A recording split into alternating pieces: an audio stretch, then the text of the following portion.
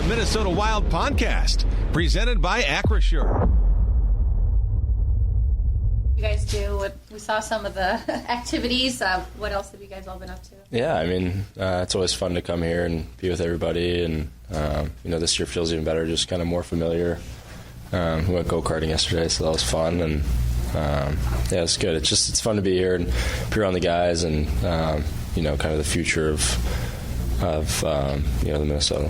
A little different without the on-ice component too, or what are you guys doing in terms of that as far as video watching and whatnot? Yeah, a lot of meetings, a lot of stuff in the gym. I think that was a focus this year, was kind of more stuff related to the gym and off the ice work, and I think everyone knows kind of how important that is, especially for us young guys who aren't in the NHL yet. So it's good, and What is your focus this offseason? I know you talked with us during the exit meetings, but now that we're kind of in the middle of summer here, where are you at with training and off-season components? Yeah, I mean, I think for me it's putting on weight. I can still develop so much, and getting faster, getting stronger. I know it sounds cliche, but it's something everyone needs to do. And for me, it's kind of working on my explosiveness, working on parts of my game that'll help me, and get ready to play a full NHL season. That's what I want to do. So just got to get my body ready for that. Is that different than like how you would have trained in the past few summers? Like, is it more tailored now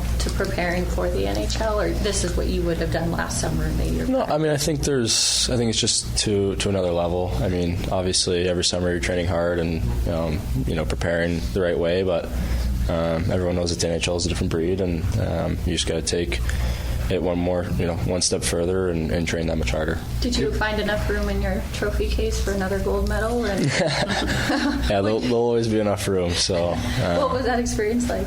Yeah, it was great. It was so fun. I mean, the group of guys we had was so special. I mean, I feel like I keep catching myself saying that, but I think that's why.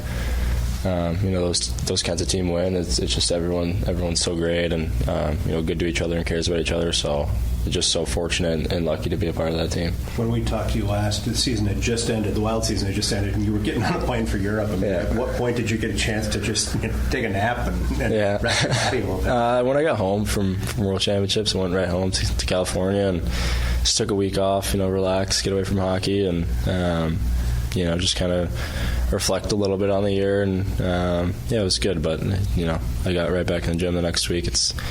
You get bored pretty quickly, so yeah. What's your confidence level at heading into camp as the season gets closer here? Where are you at mentally? I'm very, very confident. I mean, I think being able to play in those couple games at the end of the year and then going to the World Championships and just kind of getting those experiences around NHL players, you learn a lot, and I thought it's really helped me and helped me understand certain things about the NHL, about how guys carry themselves and what you need to do. So I feel very, very confident. Has their decision-making this summer, or lack thereof, when it comes to their blue line, reinforced the opportunity that's there for you in the fall at camp? Yeah, I mean, I think that's obviously something, I'll keep between us and what we talk about, but, I do think that there is opportunity for me to step in and be a player on the team, and, for me, I don't just want to be a guy who's out there, but, help this team win, so, I'm going to do whatever I can to do that. You mentioned put on some weight. I know this isn't wrestling, but how much do you want to put on? Do you want to have a goal in mind of 10 or 15, like that? Or Yeah, I mean, I think, around probably 10 to 15 pounds. I've done pretty well so far this summer, just kind of maintaining a little bit, gaining a few more pounds, but it's gone well so far. What's your setup like? Are you out there in California with your brother? You have the same trainer you've had for a long time? Yeah, we've Chris Phillips, our trainer. He works in Anaheim for a little bit, Washington, so he's been training us since I was 12 years old, and he's great. We had a great group of guys out there that we train with and skate with, and obviously my brother's a part of that, so it's fun to go and compete with each other during the summer. Any garage workouts again? You go back to the old school? No. That was just for COVID, but we try to get out of that place pretty quickly and get around people. What else does your summer look like and coming back here? Yeah, I'll probably come back, it's some point in the summer. When I get here, I'll probably stay for the rest up until training camp, so we're still trying to figure that out, but I'll definitely be here. You got an apartment or anything like that? No, not yet. No, I'm not really sure how that works, so just taking it day by day and we'll see what happens. Yeah, exactly. You mentioned reflecting after the season. I'm sure it was hard to do right in the moment. You went right from the Frozen Four to here. Like, what did you think about when you were reflecting back on kind of the whirlwind that it was that last year and where you started from, where you finished? Yeah, just how special it is. I mean, I think this year losing in the Frozen Four kind of put into perspective of how fortunate I was to win a national championship my freshman year, and these last couple gold medals. It's not something that just supposed to happen like that, and I've been so lucky to be a part of teams like that and experiences like that. So. I think for me, it makes me more grateful and understanding of how hard it is, and obviously just even coming here at the end of the year and seeing how hard it is to win round one, and how big of a ballot it is, and how much it hurts when you do lose. So just for me, I think it's caring even more about it and realizing how much more I want it.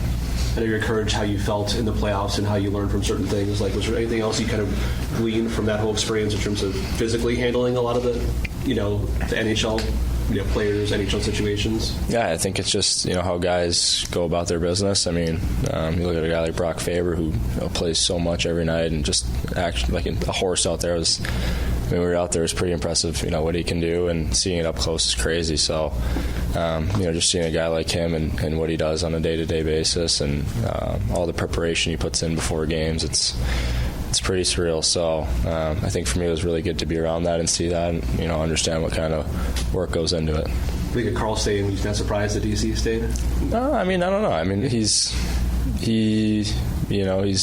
such an amazing person, such an amazing coach.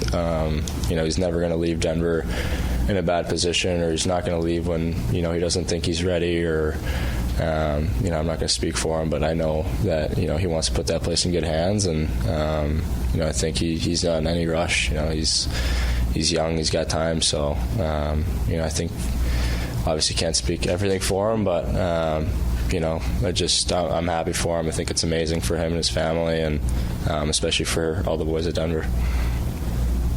Thank you, Zeev. Thank you. Thanks, guys. For an extraordinary advantage in sports, you need a game plan. For an extraordinary advantage everywhere else, all you need is Acrisure. With a high-tech human approach to insurance, cybersecurity, and more, Acrisure helps you take care of what you care about. That makes winning easy.